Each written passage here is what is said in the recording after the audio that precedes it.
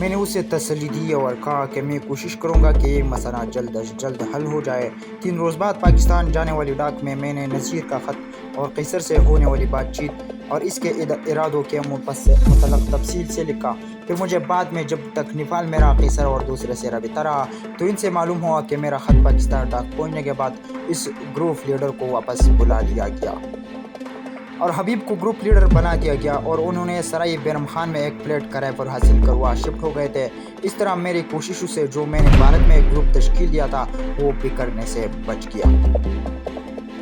آئندہ 3 روز تک ہم نے ان 8 مکتی بانی کے کارندوں کو مکمل چھانبین کی، ان کے اوقات اور ان کے متعلق ہر قسم کے معلومات حاصل کرتے ہوئے محسن کی رہنمائی میں گزار دیے۔ جب ہمیں ان کے متعلق مکمل تسلی ہو گئی کہ ان کے متعلق تمام معلومات اکٹھی کر چکے ہیں تو ہم نے بازار سے دستانے اور دیگر سامان خرید کیا۔ چونکہ کٹمنڈو کی زمین پتھریلی تھی اس لیے جوتوں کے نشانوں کی فکر ہی نہیں تھی، بس کارروائی والی رات کا تعین باقی رہ گیا تھا۔ اس سوچ میں تھے کہ ایک اور مسئلہ بن گیا، وہ یہ کہ کٹمنڈو میں ہوٹلز میں رہنے والے زیادہ تر سیاح تھے جو غیر ملکی اور ان کا مشغلہ نیپال کی پہاڑوں کو سر کرنا ہوتا تھا۔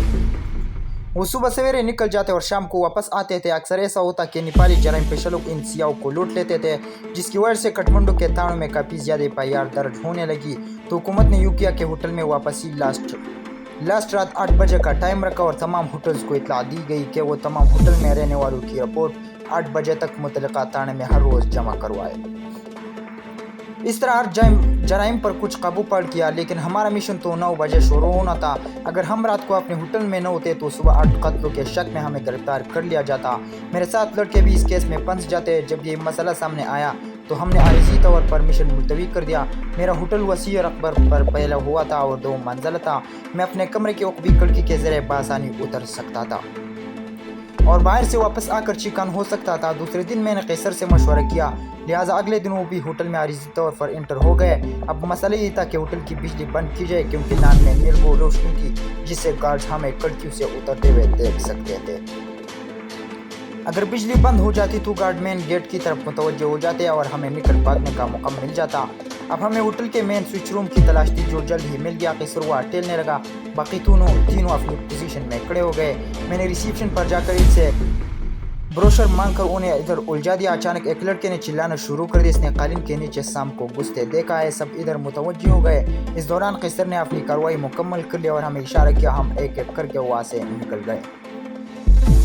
قیصر نے بند مین سوئچ کا ایک فیوز نکال لیا اور مجھے دیتے ہوئے کہا کہ اس جیسے 2 فیوز لانے ہیں۔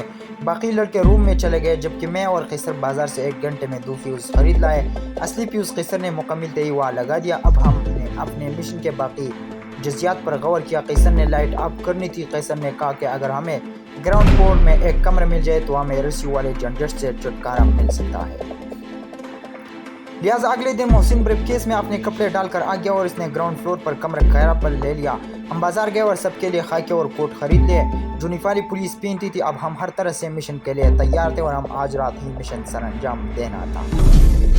ہمارا مشن 3 حصوں پر منقسم تھا۔ پہلا حصہ ہوٹل لائٹ آف کر کے نکلنا، دوسرا مکتی بانی والوں کو گروپس میں منقسم ہو کر ٹھکانے لگانا اور تیسرا کسی کی نظر میں آئے بغیر ہوٹل میں اپنے رومز میں پہنچنا۔ آپریشن کا سٹارٹ ٹائم رات 10 بجے منتخب کیا گیا۔ ٹھیک 10 بجے قیصر کی ہدایت کے مطابق فرسٹ فلور کے لڑکے نے اپنے کمرے اور قیصر کے کمرے کے لیمپس کے بلب اتار کر بلب ہولڈر میں کرنسی کے سکے رکھ کر سوئچ آن کرنے تھے تاکہ شارٹ سرکٹ کے باعث دونوں فلورز کے لائٹس آف ہو جائے۔ لائٹس آف ہوتے ہی قیصر نے سوئچ بورڈ میں بازار سے خریدے گئے فیوز لگانے تھے جن کی تاریں کٹی ہوئی تھی اور پھر ہم سب نے کھڑکی کے راستے نکل کر ہوٹل باہر پارکنگ ایریا سے باہر کھڑی گاڑی تک پہنچنا تھا۔ سب کام مکمل کر کے 5 منٹ تک پہنچنے کا گاڑی کا ٹائم رکھا گیا۔ اگر کوئی اس سے لیٹ ہو جاتا ہے تو آج مشن ملتوی کر دینا تھا۔ 9:45 بجے ہم سب نے اپنا ضروری سامان کوٹوں کے جیبوں میں منتقل کیا اور محسن کے کمرے میں آ گئے۔ ہوٹل والوں کو جل دینے کے لیے تاش کے پتے محسن کے کمرے میں میز کے اوپر رکھ دے تاکہ ہمارے اجتماع کا پتہ چل سکے۔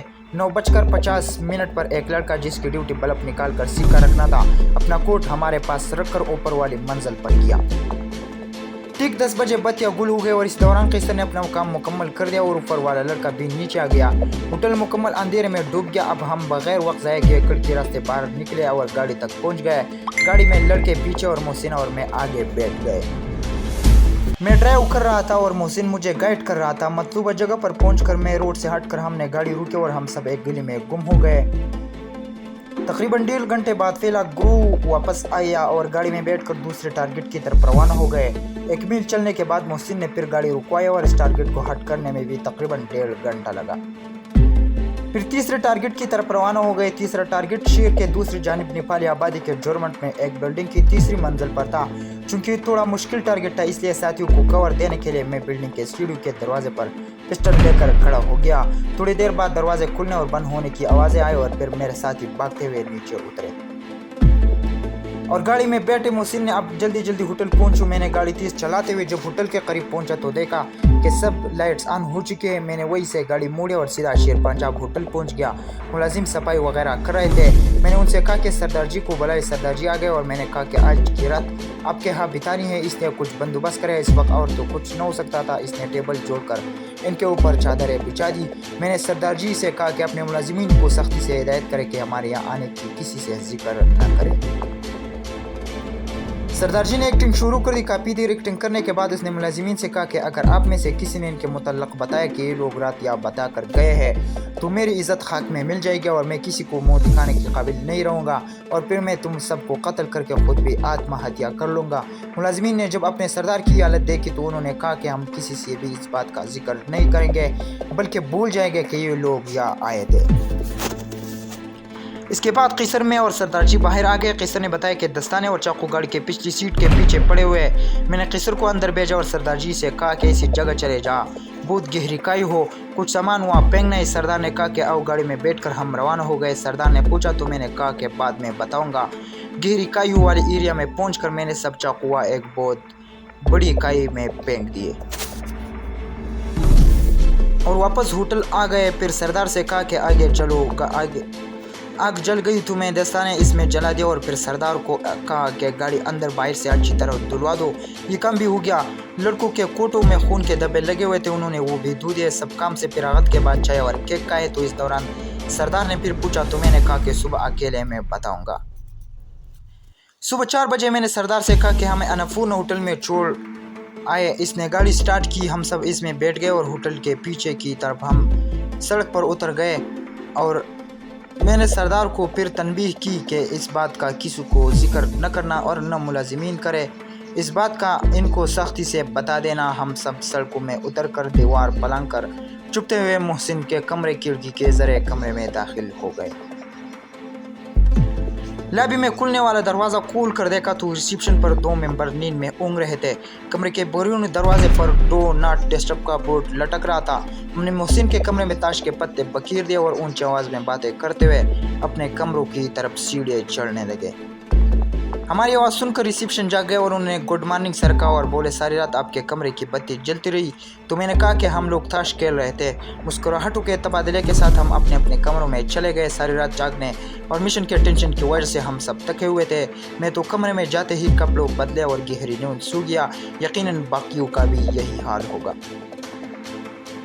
दोपहर 12 बजे मेरी आंख खुली। मैंने अपने फ्लोर पर ठहरे हुए लड़कों को खुद जाकर जगाया और मोहसिन को कॉल पर कहा कि 1 घंटे में सब तैयार होकर नीचे डाइनिंग हॉल में पहुंच जाए। मैं गर्म पानी से नहाए और तैयार होकर नीचे पहुंचा। वो सब डाइनिंग हॉल में बैठे मेरा वेट कर रहे थे। खाने के बाद मैंने मोहसिन को कहा कि वो सफारत खाने जाए और रात वाले वाक़े के माजूर से सुनगुन और इनके रद्द अमल का जायज़ा ले। मोहसिन के जाने के बाद हम सब इसी कमरे में चले गए। मैंने किसर से गुज़िश्ता रात की तफसील पूछी तो उसने बताया कि जी मौज़ियों को ख़त्म करने में कोई दुश्वारी पेश नहीं आई कि हम इनको पुलिस कहकर दरवाज़ा खटखटा कर खुलवाते और 2 इसे पकड़ लेते।